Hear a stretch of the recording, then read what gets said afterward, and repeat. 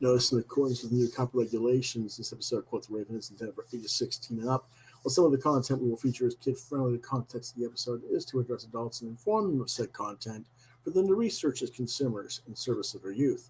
In other words, parents, grandparents, aunts and uncles, teachers, librarians, etc. There is the possibility of adult language present on the episode as well, rated TV 16 and up.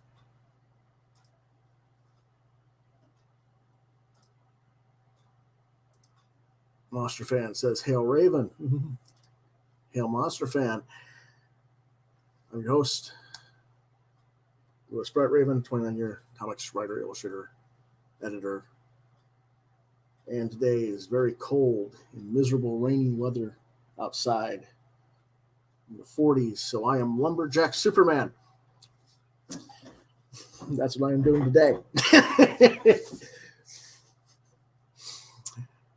But it is, I know it said May 5th on the screen. It is May 12th. I don't know why my graphic had it wrong. I just fixed it. It just didn't appear, I guess. I guess Google Drive didn't take the right image for some reason.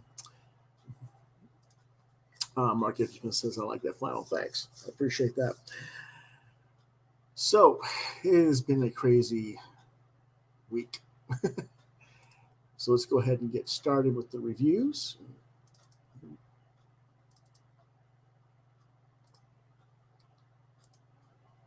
With ASTER of Pan, original graphic novel hardcover, $29.99. Publisher is Magnetic Press. Writer-artist is Marwan Chabane. I hope I pronounced that correct. The English translation is by M.B. Valente. Genre is young adult, post-apocalyptic science fiction. I don't know exactly when it was released. I got it in March 2021, but online information says it was originally released in 2019. So I don't know if there was a re-release or what the situation is. Maybe it was originally solicited in 2019, or maybe the French edition was released in 2019. I'm not sure. Anyway, what it's about. The year is 2068. The place, Fontainebleau Forest, ancient home of some of France's mightiest monarchs, on the outskirts of what was once Paris. The post-apocalyptic society of Pan survives by growing rice and scavenging among the ruins of its destroyed civilization. Their precarious existence comes under threat when the powerful, technologically advanced Federation of Fortuna forces them into a dangerous choice: submit to Fortuna's rule or try to best them in a barbaric, ritualized game known as celestial mechanics. Pan's only hope, a hot-headed outcast they rejected for being unpan, a girl named Aster. It's not so much she's unpan, so much she's an orphan and nobody really knows her heritage, and so they've outcast her because of their silly-ass lineage, family nonsense, racism, whatever, type thing. Having to put these petty discriminations aside to try to stop the unwanted annexing of their lands to the Fortuna is at least reasonable. My thoughts on the book. Pan's friendship with Wallace and the juxtaposition between the two characters is the center of the story, while Marwan tries to incorporate themes of climate change, control, and other elements. As for their celestial mechanics competition, well, really it's a hodgepodge of different things. It's like the competition with the rollerball competitions from Alita Battle Angel and Katniss Everdeen's Trials in the Hunger Games, mixed with dodgeball and I'm trying to think of the word cricket. Now, being French, it has that distinct European flavor to it, and it brings in elements of certain cultural outlooks that American audiences may not entirely get because of the translation to English only gives us a certain amount of context that a full French language edition would give you added subtext to what's going on with the characters and their personalities and what they're actually thinking and what they're about, basically. It's still thoroughly enjoyable. I would just go into it with more of a popcorn fluff movie mentality than expectations of high art. It is definitely a teen YA book. They say 14 and up on the book cover. I say 16 and up for American audiences because Americans are a little backward in their thinking for fashion. And as you can tell from the cover, the lead character is in a skimpy outfit, and there are scenes where she's in even skimpier outfits, basically underwear as she's changing clothes, but no nudity. But given that she's a teenager, I wouldn't want parents to buy for their younger teen and then think that the book was inappropriate afterwards. So I'm giving you a heads up. Europeans are just more comfortable with showing the body than Americans are used to. If Merwan had given her a full bodysuit like Alita or Katniss have in the films, in the comic for the Alita Battle Angel comic, I'd say 13 and up, no problem. I would imagine if this were ever made into a U.S. live action film, her outfit would be altered accordingly. So I recommend it for ages 16 up. I give it 4 out of 5 stars. Let's take a quick look at the book. It's a nice, thick book. Good hardcover. The art's nice. I just didn't want to like break the binding trying to scan the pages. But I'm gonna go straight to it. This is what I'm talking about. I mean, this is not bad, but she's in her underwear. She's sleeping. She gets up and puts her clothes on. But some people would be upset, in our society if that's what they got, and thinking it was for a 13-year-old. So, that being said, it is what it is.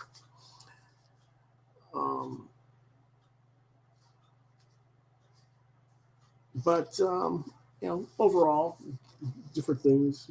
The art's very nice. It's French, but it has a very manga-esque feel to it,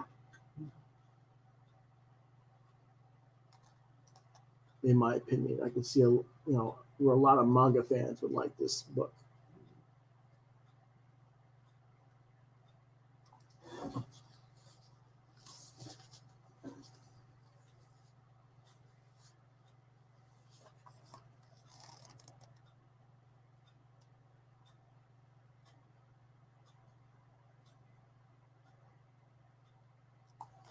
Let me see if I can get to some of the competition area here.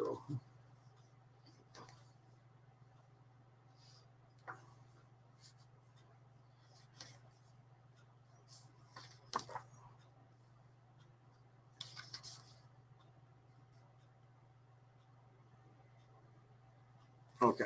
You can see they're kind of like a dodgeball lineup, and you reach for the ball, and you got to knock out all your opposition's opponents with the ball, like the dodgeball game. But there's other things that they do as well.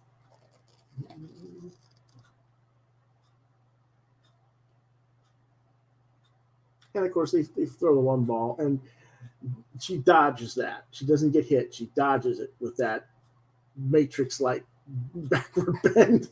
And what I think is hilarious is she's wearing this stupid foxtail everywhere she goes.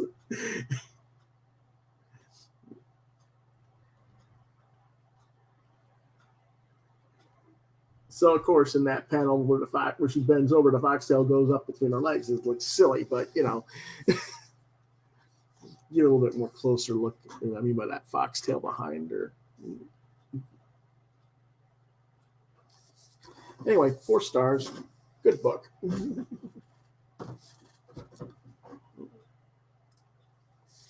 Let's go on to our next review. Once and Future Volume 2, Old English. Trade paperback, $16.99 from Boom Studios. Writer is Kieran Gillen. Artist is Dan Mora with colors Tamara Von Villen. The genre is postmodern fantasy. It was released originally in November 2020 as the trade. Previously, in Volume 1, a gang of British racists gets the bright idea to reclaim the United Kingdom by resurrecting King Arthur and sicking him on everyone they hate. Unfortunately for them, the racists, the revived Arthur sees them as his enemies due to their Anglo-Saxon heritage. Unfortunately for the UK, however, once Arthur's slain the racists, he sets his sights on reconquering the rest of the nation. Arthur is opposed by Bridget, an elderly monster hunter who specializes in combating stories and legends. She's aided in her battle by her grandson, Duncan, a sweet, well-meaning nerd of a museum creator who, it turns out, Bridget has been secretly raising to play the part of Percival in the Arthurian Grail myth. And since Bridget's estranged daughter Mary has made Arthur a Galahad, Duncan has to play the role and play it very well, depending on the myth. It's either Percival or Galahad who finds the Holy Grail, and this Arthur getting the Grail would be a very bad thing. Despite hell and high water, Bridget and Duncan succeed in keeping the Grail out of Arthur's hands. His plan foiled, the undead king is warped and changed by reality diverging from his myth.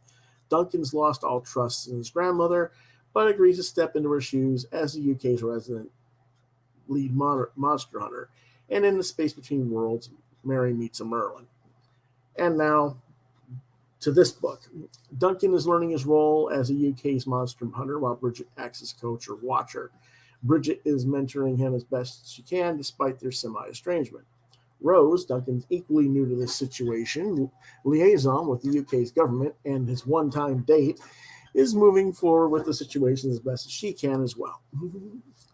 In his decaying Camelot, however, Arthur plots and Galahad strives to live up to perfection he's supposed to embody. Elsewhere, Mary, now playing the part of Nimue, where she once played Elaine in the still unfolding Arthur myth schemes with Merlin. Merlin longs to restore Arthur, the Arthur that he knew, the Arthur who recognizes him. To do that, he and Mary Nimue decide to turn to another myth for aid. If Mary sees Bridget as the mother of monsters, why not send loose one of the legend's great monster slayers? And so Beowulf enters the stage. With him comes Grendel, and of course with Grendel comes his mother. Now, this is an interesting mix of myths again is trying to put on here. It's not as zippy as the first volume of Once and Future, The King is Undead, but I suppose it doesn't need to be. The King is Undead is a tale of crisis and one that demands momentum. Old English is a tale of changes, one that demands a more deliberate pace. All of Once and Future's players are now getting used to the new status quos, and they're facing new challenges. I look at Duncan as kind of like, what if Rupert Giles from Buffy had been the lead character and his grandmother was the Watcher Council or whatever. But, it's a sick at art. It's interesting as he's trying to flip things on their ear and throw in different myths to surprise the audience. He generally is succeeding with it, but it's almost like he doesn't take it quite far enough. Much like Something is Killing the Children, which we'll talk about in just a moment. Again, like I said, it's like Duncan is Rupert Giles, and this is what would happen if he were the monster hunter and there were no slayers. It's certainly checking certain boxes of a certain type of audience reader. I don't know if it would go for general comics fans. It's kind of more like if you were a Buffy fan or a Supernatural fan, this is your jam. If that's not your jam, this probably isn't for you. Meanwhile, Dan Moore is becoming more comfortable with the story as an artist and the characters, and you can tell he's becoming more expressive and in command of the storytelling than he was in Volume 1. Not that Volume 1's art was bad or anything of the sort. He's just growing in his confidence as an artist on the property, much as Duncan is with his own skills as a monster hunter. It's a nice parallel there. Recommended for ages 16 up. Again, I give it 4 stars. And here's the book. It's nice. I think this collects issues 5 through 10 or something like that. Let me see here.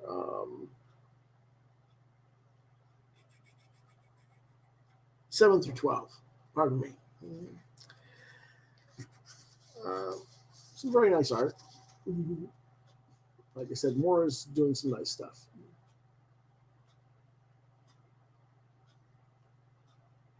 Again, I didn't want to break the binding on these books just so I could scan art in.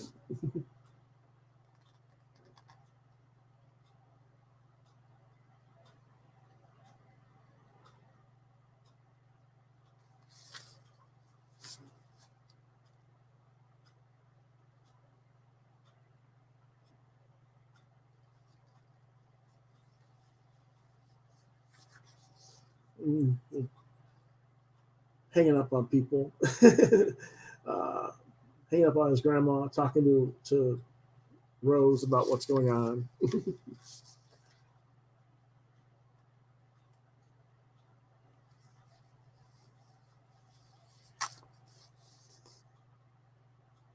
He's like, is that you, Galahad? Uh-oh. Not cool.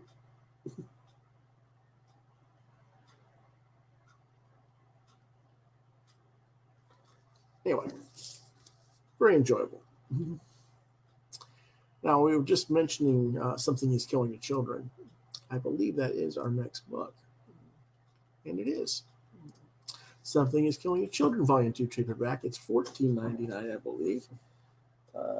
Yep, $14.99. And publishers, Boom Studios. Writer is James Tynion IV.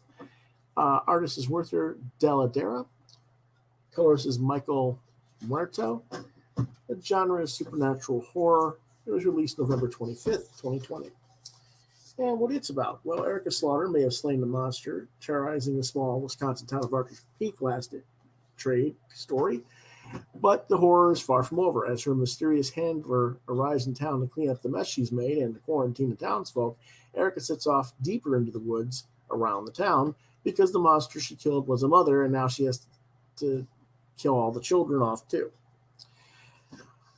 Which kind of plays interesting because the monsters are killing the children, and now she's killing the children monsters. It's a nice situation there. And Pop Culture Vendor pops in and says, hey, old chat, I never got a notice for this. Sorry about that, dude. But good news for you, Pop Culture. Check your mail, your email. I just sent you your package today. You should receive it by Saturday, according to the postal service. And I sent you the tracking number. And Monster fan, please be patient. I'm still looking for a way to pack yours properly so it gets to you safely. As soon as I get that done, I'll have it yours out there. Anyway, Ollie's Erica's employers, the Mysterious Order of St. George, have taken control of Archer's Peak and sealed it off from the outside world to try and quarantine the damage caused by the monsters, of course. And Erica Slaughter. Erica has to decide where her loyalties truly lie, with her dark clandestine employers or to the people who truly need her help. Collects issues 6 through 10. My thoughts, it's definitely the best stuff I've ever seen from Tynion. Normally with his big 2 work, he bores me to tears. I'm just saying. Somehow he has truly found himself as a writer on this book, I think. The pacing of the series is solid. I'm not so engrossed that I feel the need to buy in singles, and that's probably a good thing in some respects because I think the way the story is paced, it's better to read it in a collection than it would be in singles. Tynion smartly expands on the cast of characters in this arc, as most of the storyline in Volume 1 was revolving around Erica interactions, and the background characters were, for the most part, unexplored. He's trying to make you care about the townspeople of Archer's Peak, make the audience realize there's more to this monster hunting what Erica's employers do, and that what they do is just as damaging in his own way as the monsters themselves. Clearly, the concept is derivative of Buffy the Vampire Slayer, as Erica is obviously a harder-edged version of Buffy, and the Order of St. George is clearly a Watcher's Council analogy. But Tynion takes it to a more twisted, darker place than what Joss Whedon never could have thought of. And I think that's part of what the book's appeal is. Fans who enjoy the TV series are adults now, and if they can't have what Buffy used to be, then they'll certainly take a similar type persona who could very easily be the re-envisioning of the Vamp Willow-verse Buffy that got killed, so to speak, in that alternate universe of Buffy in that storyline. That's kind of what we're having here in a way. The art by Dell'Edera lends to the tone of the story very well. And I'm not surprised by this title's success, or that seems to be been optioned for Netflix. But it will be funny when it comes out to TV or film, if it does. How many people are going to tear it apart for being a clear descendant of the Buffy supernatural motif? And that will happen because it always does when we see stuff that is clearly, inspired from previous projects. Volume 3 comes out in a few weeks. It comes out in June. So hopefully I will not take so long to get around to reading and reviewing that one as I did to this one. Recommended for ages 16 and up. Rating 4 out of 5 stars.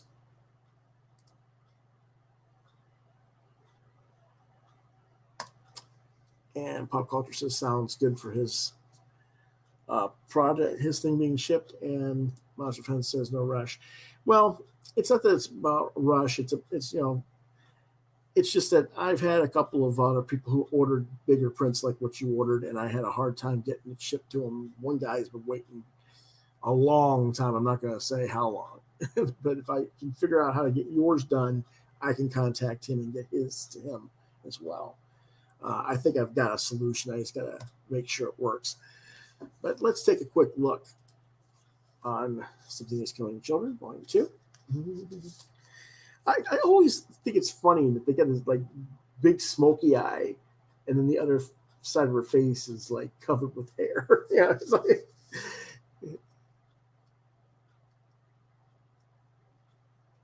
it just makes me wonder what's under the other side of the face. What scars, what's missing. She goes and talks to one of the children survivors who remembers everything. As you can see, the kid got messed up pretty badly, scar across its face. And she's drawn Erica fighting the monsters with crayons. Stuff like that. That's kind of cool.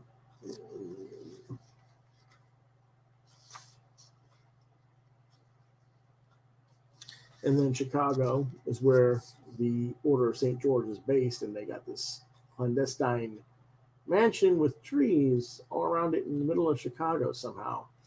And I'm thinking, I've been to Chicago. I don't know if that's kind of a weird thing, but okay, I'd like to know where this house is, but it is what it is.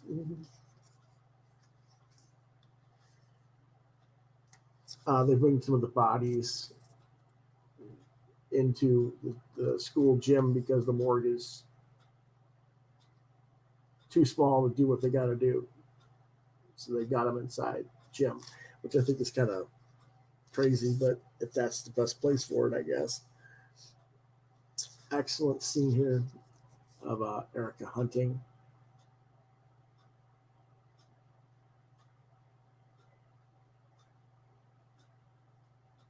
As you can see, she's got scar tissue everywhere on her arms and neck and stuff like that. And just really well done. And here's all the little babies of the monster that she killed that she's got to find a way to stop.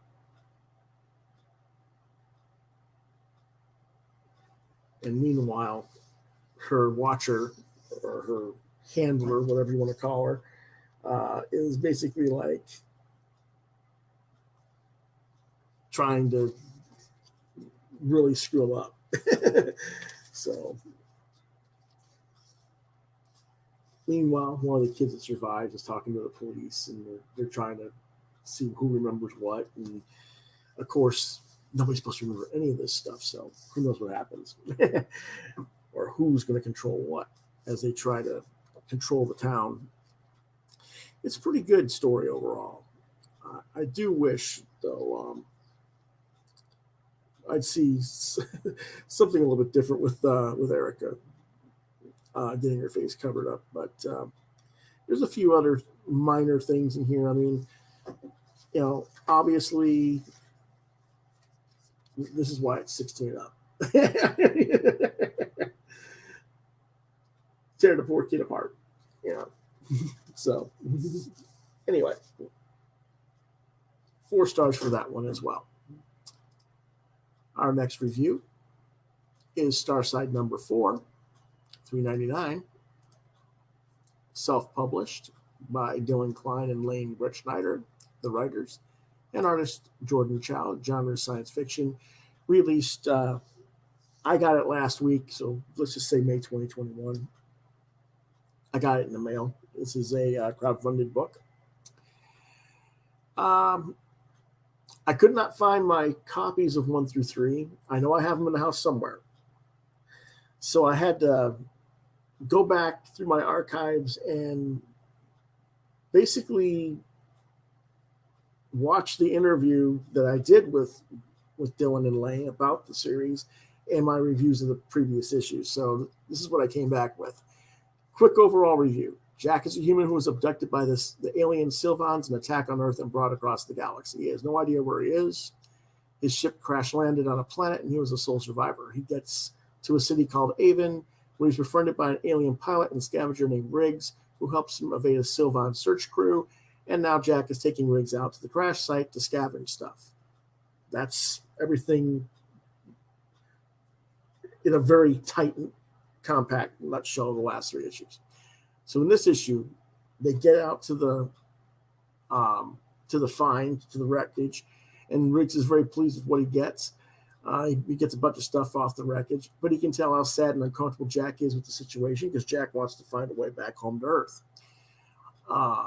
So as soon as he gets through with the wreckage for the parts, he gets the ship's Nava computer and takes Jack back to Avon, which again is this planet's main market and city area where they're at. What they don't realize is that the Sylvan, the aliens who abducted Jack, are hunting them for what happened in the previous issue, and they need to get off world fast. They managed to get to Riggs's ship and escape, but he never got his deflector cell, which I presume means his ship is real vulnerable to being hit by laser fire right about now. This is a little bit of a problem for me on 2 fronts. One, if the Sylvans were hunting them and knew what Riggs had done, they would simply have been waiting to ambush him at his ship in the dockyard, I would think. So it was a little bit awkward there. I just didn't think they should be able to escape as easily as they did. 2, if the deflector cell is what I think it is, it's not just a problem for laser fire, but any objects in space that you may come across that could tear the ship apart. And it could also affect, say, their radiation protection levels inside, how much exposure to radiation they get in outer space. So it'll be interesting to see how they might address that in the next issue. Still, overall, pretty solid read. Again, if I can only find the rest of my copies so I can read it all again. But it's in the house somewhere. It's crazy. I got so much stuff. I was rearranging my room and my vault, trying to find stuff yesterday, and it was just crazy. But anyway, I recommend it for ages 13 up. I give it 4 stars.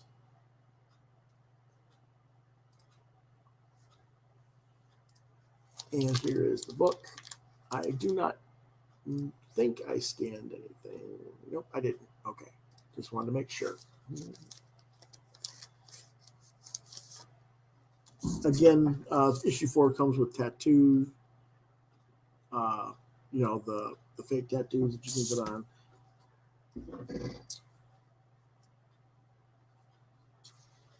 Here's Riggs going through the wreckage and finding different parts while Jack sits outside, kind of sad and depressed and lonely, because you figure all of his human buddies that were on this ship are dead, along with the Sylvans who died on this ship. So it's kind of a rough thing for him.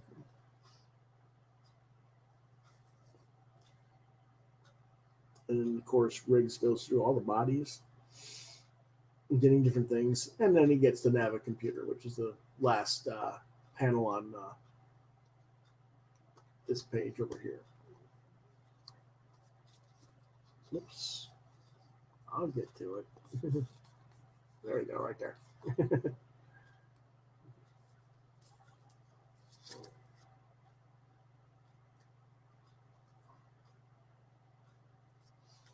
And he tells him, you got to find someone else to take you places, but I got you your Nava computer. As long as you can figure out how to get it decrypted, they should tell you the last few places they've been and how to get back there.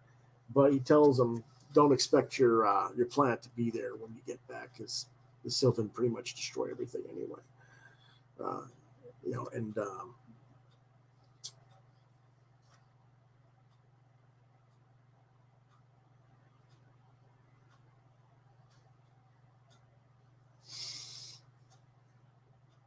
They get back to the market, and Riggs is still trying to get his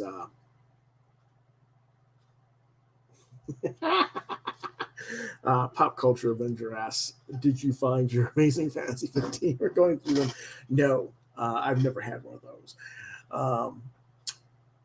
all my, I won't say all my 60 stuff, but most of the stuff that I had that would be considered um, high dollar value books from the 60s and early 70s, I sold a long time ago to pay for college and pay for medical bills for my parents. Yeah. I So I don't really have a huge I have a lot of books, but I don't have like high value books per se. And I'm not really all that into getting them back because I don't know. I'd rather just have like a nice collection of omnibuses or something where I can just read the stories, I guess. And yeah, I'd like to have them in color instead of black and white. But if they're going to reprint them in black and white, what can you do? You know, at least you got the story. That's kind of how I look at it if I'm going to read the stuff. But that's just me. But that's a fair question.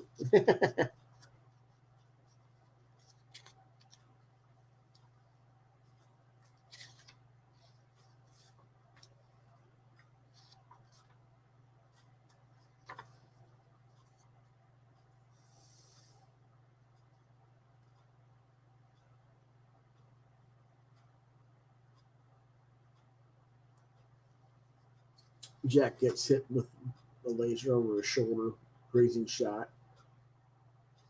by one of the Sylvan, and Riggs decides to drag him onto his ship and they escape. So that is Starside number 4. Make sure you go to starside.com and starsidecomic.com, pardon me. Let's see if I got that somewhere in the comment section. Yeah, it's starsidecomic.com for that.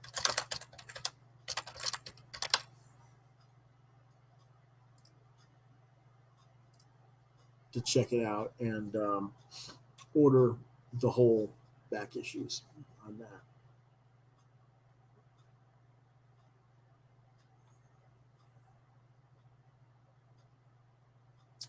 Okay. Our last book for review is The Lab, 1999. Publisher Top Shelf IDW Publishing. Writer-artist is Allison Conway. Genre is science fiction. It was originally released in February or April of 2020, and I got it earlier this year in 2021.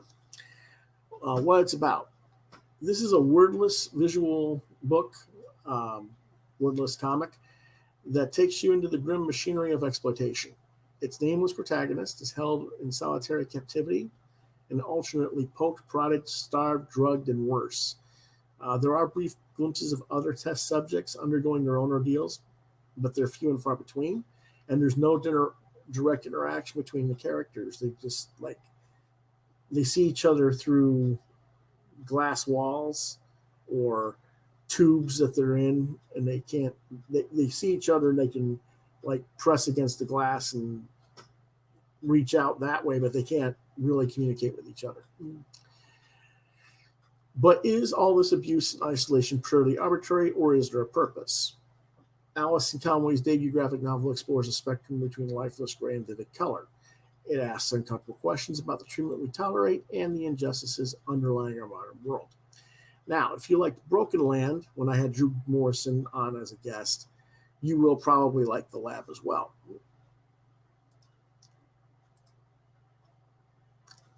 It is a very strong graphic novel, for debut graphic novel, but at the same time, I do feel like it was a little bit overly long and it could have used a good editorial hand. There are many pages I would have simply removed from the book entirely.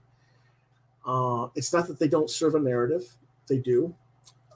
It's so much as the same narrative that's already been shown. And while I get the point of why it was done, I don't think it was necessary to get the point of the day-to-day drudgery and horror of what the protagonist is going through across the reader to show certain pages of the same exact image over and over. So if I have any real complaint about this book, that would be it. It is an extremely quick read. I breezed through this book in about 25 minutes for 176 pages. Granted, it has no words, so the read isn't what it would be as a normal comic. But nevertheless, you might feel that $20 for such a short time of involvement might not be worth your money. So I'll give you a heads up on that as well. But to be fair, I was also trying to slam through as many books as I could this past weekend when I was reviewing these books. So you might take a little bit longer to absorb the art than I had time to. I would say, since much of the who or why of what's going on isn't necessarily resolved in the story, I don't want to spoil anything for you. And due to the quickness of the story in terms of how fast I was able to go through it, I would advise it for older readers who appreciate the artful and sequential art, who are going to take the time with it to get it. I'm sure that Top Shelf rather thinks it's a 13 and up book, but again, I see it more for a 16 and up crowd. I also think this would be a good, very strong candidate for a college course for comics as literature, in the sense that I think people who study comics as literature need to understand how to read a silent comic and still get the context of a story without the juxtaposition of a script playing against the visual. And this is an exceptional example of that. Recommended for ages 16 up. I give it 3.5 stars, mostly because it's a little bit long, like I say. Now, what I mean by certain things being overly done, you got a whole black page here, which is basically the person sleeping. Another whole black page, and then open, slowly opening their eyes. This whole 3-page sequence is done repeatedly in this book. There's about 20 to 30 pages of this. Do we really need that every time? I don't think we do. And that takes up, I could cut the page, I could get the book probably by 20, 30 pages by shortening that sequence out. That's what I mean by a good editorial hand. Now, don't get me wrong. Again, this does serve a narrative, but I could have done it like, okay, here's the first page.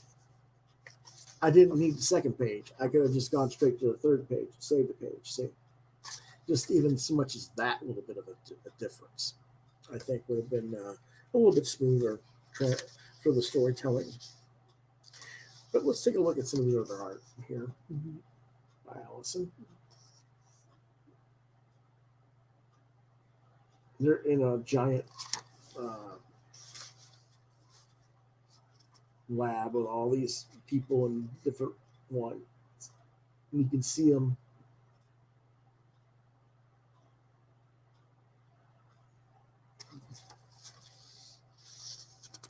And then they open up and a mechanical arm comes out and takes them out and drags them into wherever they're going to take them for their experiment.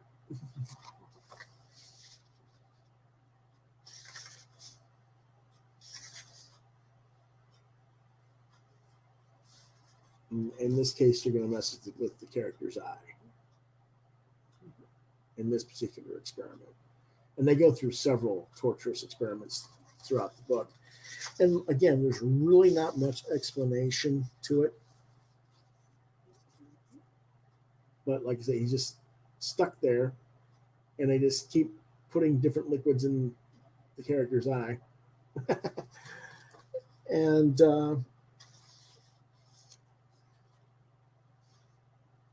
see what the reaction of the character's eye eventually is.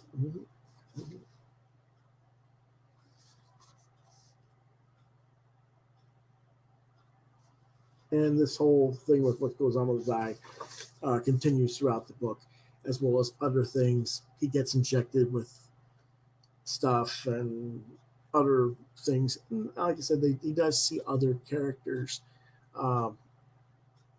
He's in a glass cylinder, and he sees another couple of people get a glass cylinder. And let me see if I can find the page real quick.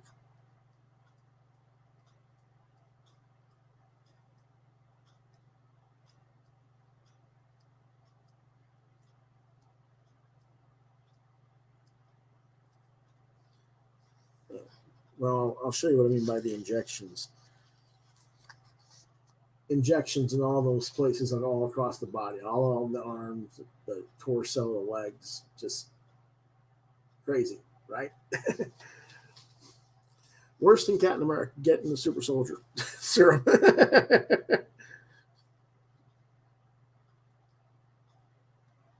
But I want to get to that. I want to find that part where they with the other person. And again, like I said, here we are, 2 solid black pages of when the character's asleep, a 3rd page, and now quick thing for opening. You can cut those out very easily and get the point across. Still that he's asleep, or they're asleep. Here we go.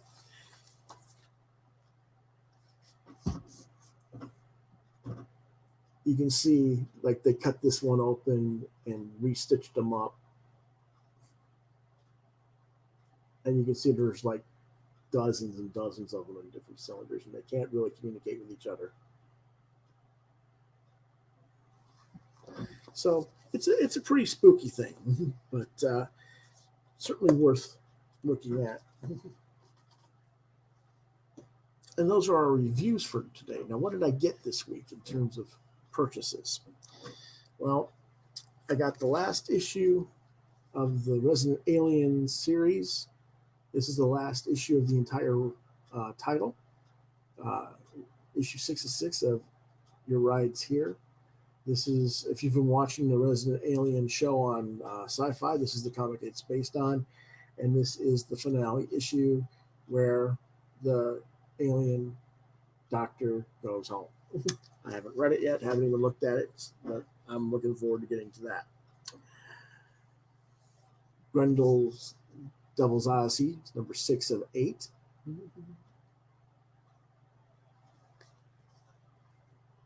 Where he's kind of riding a dinosaur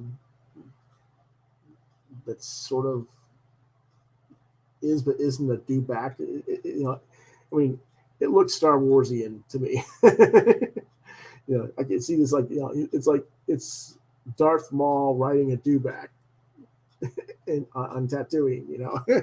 But, I don't know. It's just how it strikes me visually.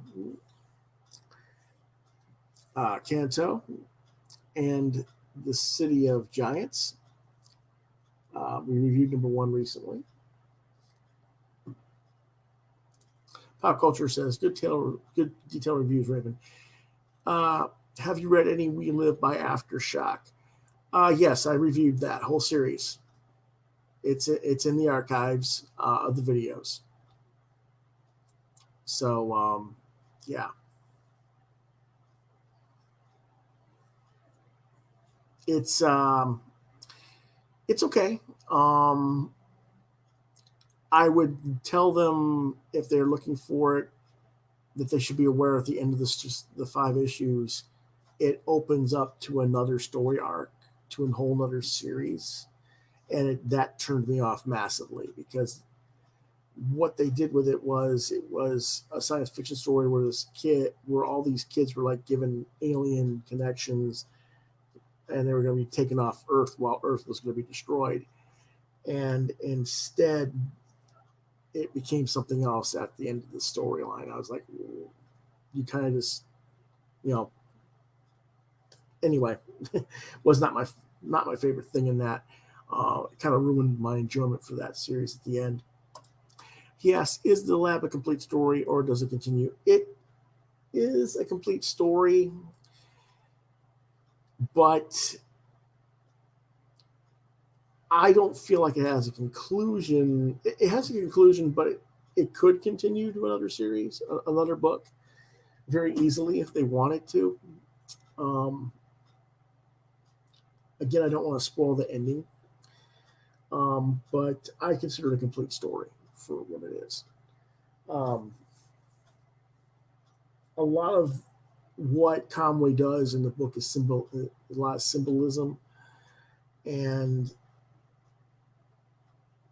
at the end, it's kind of implying that there's a bigger world out there than just the lab, and how much of that world is also exploitive and destructive of society and of the individual or not. I don't know if she's going to go and explore that with a sequel book, or just say, well, they got out of the lab, that person got out of the lab and now is out in the world, but is the world, whatever. That's kind of the thing there. I didn't really give it away when I tell you they get out of the lab, because when you see what happens, you're kind of like, is that really a better situation? But anyway, Kanto and the City of Giants, #2. Again, one of the better books out there these days. This is where Kanto and the Witch have to go and get a certain thing for the Giants that they can't get into the maze and get what they want, so that Kanto can basically rescue some other Giants who have been ostracized because they were cut up and are no longer full-size Giants. We got Stake #3. I just reviewed Stake #2 like last week. They were way behind on getting it out, so I guess they just really quickly got 3 out to get it back on schedule. This is the sort of crazy vampire hunter book again, monster hunter book. It's mature readers. We'll see how it goes. I have not been overly impressed with Stake. I want it to be better than it is. We'll see if it's improving. Holler #3 from It's Alive and by Jeremy Massey. This is early 90s teenage angst, rock and roll band stuff. And the first 2 issues I enjoyed, and we had Jeremy on the show a while back. Good guy, and certainly worth checking his book out. So we'll be reviewing volume 3 again, or #3 on Monday. We got the trade paperback Static from Dark Horse Comics. This collects the original graphic novel, apparently. I don't know why it says it collects it. If it's a new original graphic novel, it's not collecting anything. It's just a new book. But that's, yeah. Read the text. A new original graphic novel by Matt Lesniewski, but then it says collects the Dark Horse Comics original graphic novel. That doesn't make sense.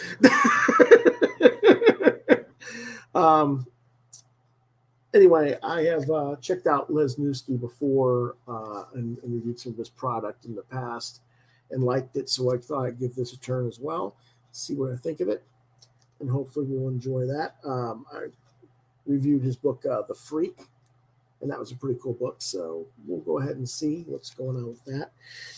And this one's in color, whereas The Freak was in black and white, so this ought to be real interesting to see where his art evolves when he adds color. Of course, Carlos Padilla is doing the color, I believe. Yep. But, it's still, how does that translate to Matt's art? So we'll see where that goes. And finally, this week, I got Heavy Metal #306. And this is one of the covers.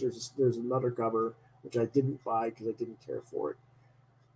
But this is basically a giant warrior defending a female from a volley of arrows raining down on them on the cover.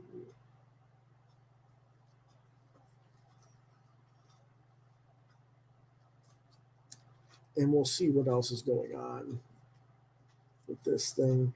And of course, with heavy metal, it's obviously going to be adult material. So we'll see how it goes. And let me see if I can show you the first. that's what the other cover looked like. And that just didn't really appeal to me.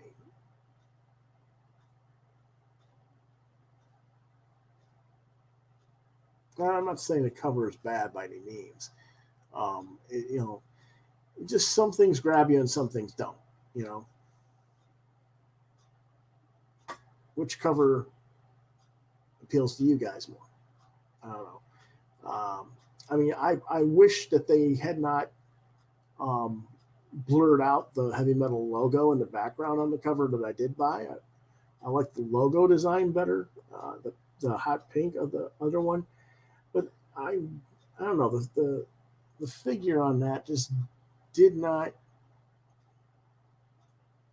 grab me for some reason. So anyway, that's what I got this week. They'll be reviewed on Monday. Now, tomorrow, I will not be on for the usual Thursday evening live chat. I've got some other business that I have to attend to tomorrow, and I'll just won't be available to do it tomorrow.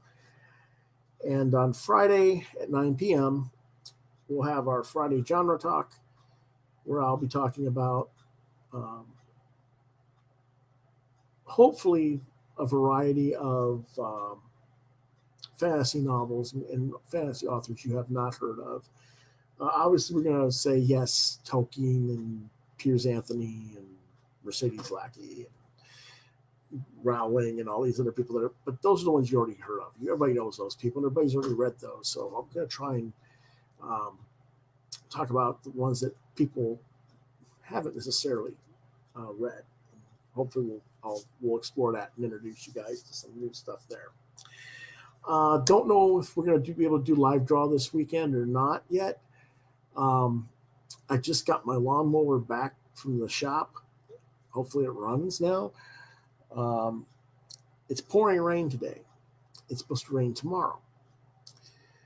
But over the weekend, it's supposed to dry out. And if it does dry out, I have to do the lawn because the lawn is about 4 inches up in spots, and it needs to be cut. And before I get a violation from the homeowners association or something, I don't want to have to pay a fine. So I have to get that done if the weather permits. So we'll have to wait and see. But if I have to do that over the weekend, then we'll see. But hopefully I'll be able to get that done and have time to do a live draw this weekend as well. We'll see. So, that being said,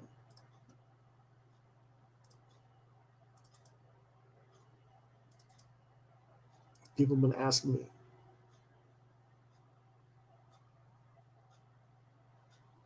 Pop Culture Vendor says, check out Hell's Reach on YouTube. It's a fan-made Warhammer animated flick. I'm not really a Warhammer guy. I mean, I know that looks like Warhammer, but I'm not, and I'm familiar with Warhammer, but I guess I'm just not that. I'll draw it if someone asks me to, but I'm not really I don't know, I just never got into it for some reason. I may have kind of got moved away from the role-playing games and the video games and stuff around the time that the 40K started getting popular. So anyway, people have been asking me, what do you sell? What do you do? Well, you can get the Wingman of the Art of Lewis Brett Raven from Constellation Studios directly from me.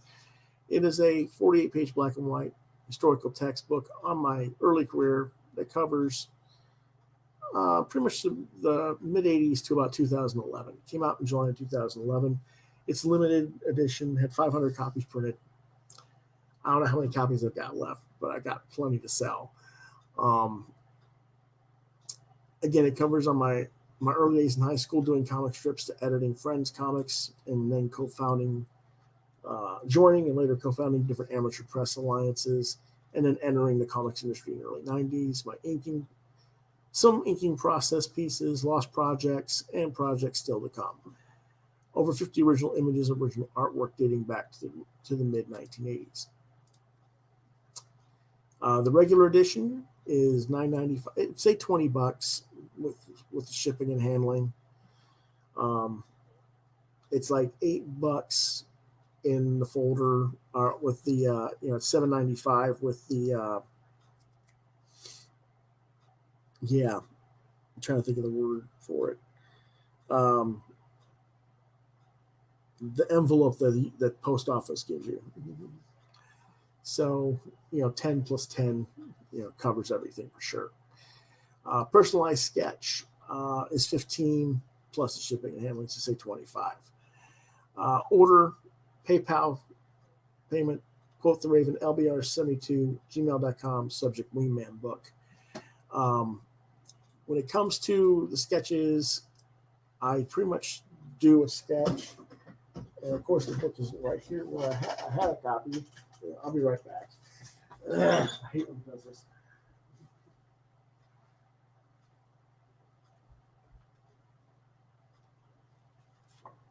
I do a quick sketch in the area below this text in here. Okay. And I just did one for Pop Culture and Monster Fan last week on the show. So if you want to check that out on my YouTube channel, you can watch that live and see how that looks before you order.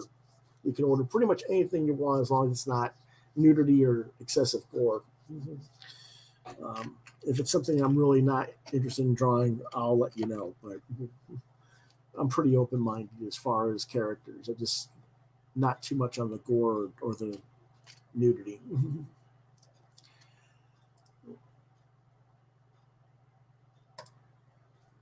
Now, otherwise, I'll see you guys on Friday. But if you have any questions before then, you can contact me at Facebook at Lewis.BrightRaven, on Twitter at LewisBrightRave2. You can see more of my art at deviantart.com/BrightRaven.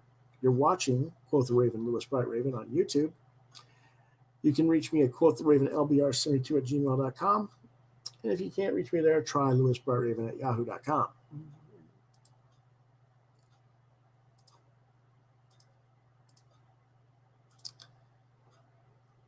Mondays, I usually do my comics news and reviews. Today is Wednesday, so you get what did you get this week, which we just finished. Thursdays, we usually have roundtable talk where I have guests and we talk about different topics. Again, this week, I can't do that. I've got other obligations. And Friday night is genre night. Each week is a different genre, sometimes with guests, sometimes not. This week, I'll be pretty much running my own, and I'll be talking about fantasy novels and fantasy authors. Saturdays and Sundays, we try to do the live draw when available. So thanks for watching. We'll see you on Friday. Have a good week. Oh, someone asked me a question. Instagram. I can't make Instagram work. I have an Instagram channel, but I can't post on it or make it work. It's stupid. So I don't know why. I'm dumb that way for some reason. Don't know why. We can talk about it some other time. Anyway, see you guys on Friday. Have a good week.